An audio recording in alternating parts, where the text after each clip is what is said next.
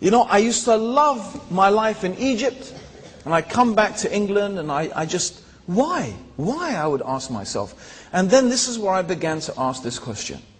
What is the purpose of life? Why are we here? For what reason do we exist? What do all these things mean? What does it mean, love? What is life for? What is it all about? And I figured it. I sat down and I figured it. And I said, yep, I am here at school in order to work hard so that I will get good results in my exams.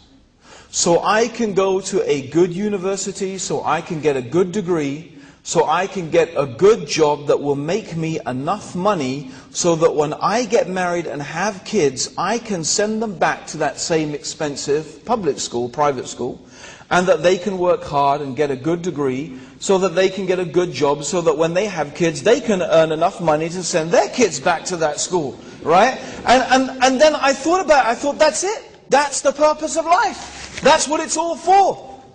I said, no way. I can't believe that's all there is to life. And so I began a quest. It was not like, today I am going on a quest for the truth. It wasn't like that. It was just, I began to think. I began to search. I began to look through other religions. You know, anything that I thought might give me an insight and an understanding to what is the purpose of life. What is it all about? Now, when I was about 19, something happened, something very important happened. And that was, in the 10 years that I spent, and my holidays in Egypt, only one person ever really had a decent conversation with me about Islam.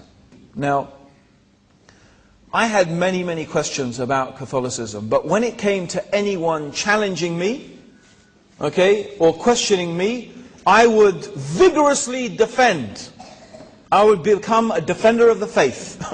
You know, even though I didn't actually believe in it, but, you know, I suddenly became a defender of it. It was a strange paradox, okay? I had many questions in my mind, but, you know, especially when it's this Egyptian. I mean, after all, what does he know?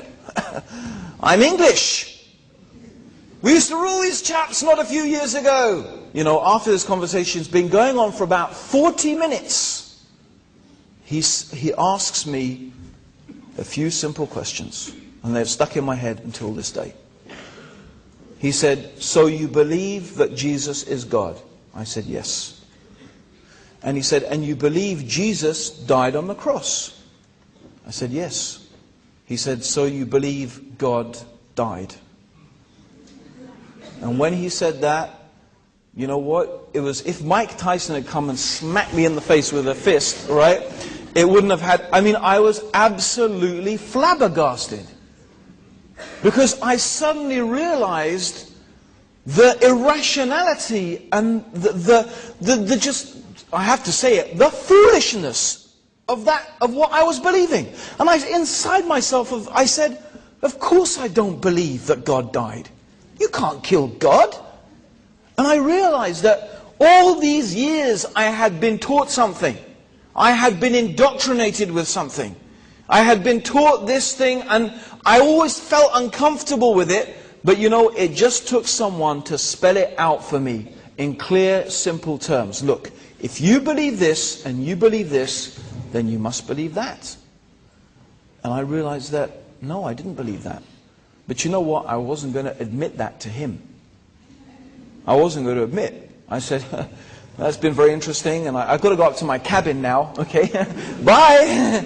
You know, I didn't want to think about it, and I went up and started smoking and having a coffee and writing and doing anything to think about except what the guy had been telling me. But, you know, it had its effect. It really had its effect. You know, because after that stage, and this is something, like I said, I'd always been uncomfortable with. But that was a big changing point in my life. You could say it was an epiphany. No one, if you're on a spiritual journey, a quest for truth, you wouldn't have thought of, dreamed of looking at Islam. And I didn't. I looked at everything. So I reached this stage when I was basically at this stage a hippie. Okay? So I was about now 20 years old, 19, 20 years old. I was a hippie. I had, by this stage, invented my own religion. Okay? This religion was bits and pieces of all the religions that I had studied, and I took them all together and I made my own religion. Okay?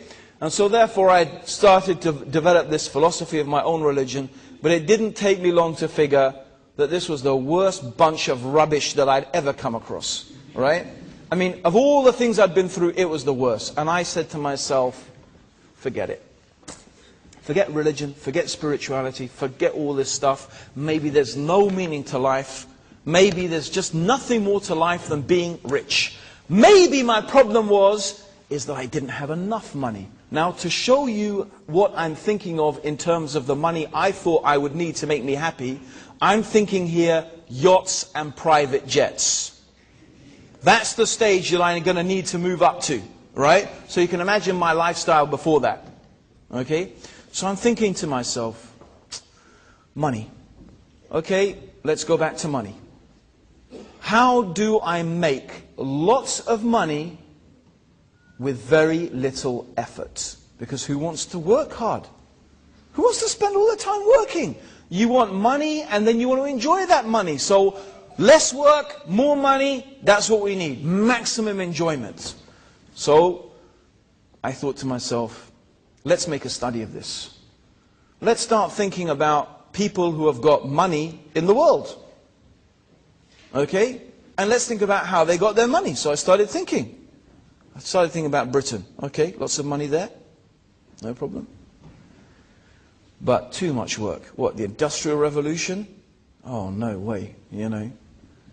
All those satanic mills and those dark mills and all that industrial, no, forget that. America, you know, the American dream. What is the American dream? You're in the gutter and you struggle, and it's the rat race, and you make it, and you're the self-made millionaire. I said, that is definitely too much hard work. The Japanese, they've got lots of money, but all they do is work. That's all they ever do. And in those days, they were well known, the Japanese, for being workaholics. And then it came to me. Those Saudi Arabians. They've been sitting on their camels, going, Allahu Akbar, and they've got all this money. That's the one. That's it. Let me look at that. That's interesting. No effort, maximum money. There's got to be something there. So I said to myself, okay, let me think about it. Of course. Okay, what's their religion, their book? Yeah, the Quran. Right, let me have a look at this Quran. There's got to be something interesting there. And that is really what motivated me to go down to the bookshop, and I took a translation of the Quran. And you know what? I really believe it had to be like that way, because I was really just approaching the Quran out of curiosity, to see what it had to say. I was coming with an open mind. You know, I was not looking for truths, I was not looking for what, I was just curious to see what did this book have to say. Was there something there? That's all. Otherwise, I don't think I ever would have looked at it. Okay? So I took it down and began reading the Quran. Now, I'm a pretty fast reader. And I remember very clearly, I was in a train, I was going from where I was living across the River Thames, okay, to Victoria train station. I remember very distinctly, I was sitting in the train, reading, I was sitting next to the window, reading this translation of the Quran. I looked out of the window, I looked back and I said to myself, if I have ever read a book that is from God, this is it. And that really, I could say, was the moment that I realized and I believed that the Quran was from God. And it was always my habit. You know, I didn't just read about things, I tried to practice them. You know, you can read and read and read, but, you know, like they say, you can look at the orange all day long. It looks nice, it's pretty, it's orange, it smells nice, but, you know, how does it taste? You have to taste it, right?